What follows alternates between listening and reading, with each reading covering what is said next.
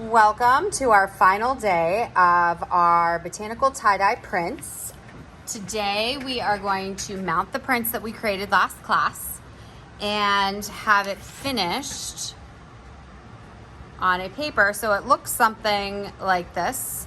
I cut the paper so that we can do a set of three.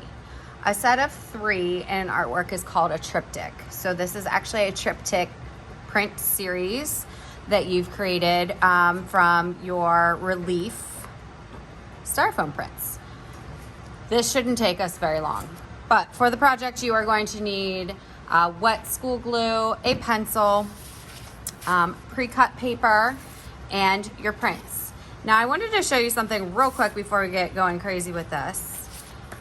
This right here was the relief ink plate that we used with the styrofoam that we printed on our oil pastel. So notice that it's a mirror image.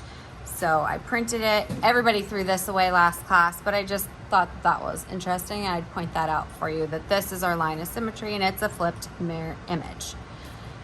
All right, without further ado, you printed a ghost print, probably 2 colors, and your oil pastel. To save time in the demonstration, Mrs. Shortle did the ghost print, 1 color in the oil pastel. So you are going to pick your best 3 images. You're going to, your best 3 prints. You're going to put your name and class code on the back. In this case, we are 4D, but if you're watching at home or in another class, it's something different, and everyone's like, oh, I can't see, but you can. And then you're going to flip that over. So like I said, you are probably going to mount your oil pastel and 2 colors, but some kids end up mounting their ghost print or their white paper just because maybe it's stronger, it's more saturated, the blacks are darker than one of their other colored prints. Whichever you choose is fine. I'm going to lay this out in an arrangement that I like. A lot of times when you do white, it looks best if it's in the center. I'm gonna do something like that, or maybe like this, but that looks exactly like the other one. So I'm gonna lay it out. Notice that I have, I'd say probably about a 1/4 inch border all the way around. Then what I'm going to do, when I say 1/4 inch border, I mean the black. So mounting is gluing a smaller piece of paper onto a larger piece of paper to make it look like it has a frame. This is different than matting, in which you would put a frame cutout around your picture. This, we are making the frame by attaching the smaller piece to the larger piece. Remember, with wet glue, it should be closed when you get it. If you got the crusties, you just kind of like scrape them off the top, twist it open. There should be a space. You should be able to hear air move. And all I'm going to do is not right on the edge, guys. When we do wet glue, I have a lot of kids try to get it right on the edge. That's not what we're going for.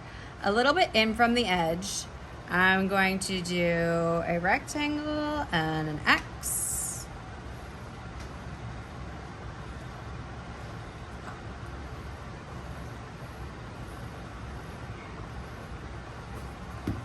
Right, and then I'm going to flip these over and put them in place.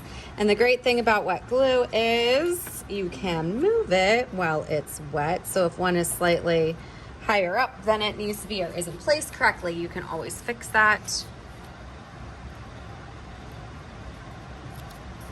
I want to make sure that this border up here and the border down here and the border here are about the same. The borders in between my pictures are about the same. They're all about the same height. I'm gonna lightly press those into place. Now the thing with ink is, if you get this wet with your glue, it will reactivate the ink and you could get it all over your hands. So just be careful and be aware of that. I'm gonna flip it over then. As long as I don't have tons of glue, now as you can see, I didn't put tons of glue on. As long as I don't have tons of glue on my edge, I should have no problem. But that step of where I flip it over, if one, I put my glue too close to the edge, or two, I put too much glue on. It could come out the side and get onto your ink, and then you have a real mess on your hands. But when you are done with mounting your series of 3 prints, you may carry this to the drying rack, and that finishes up our project.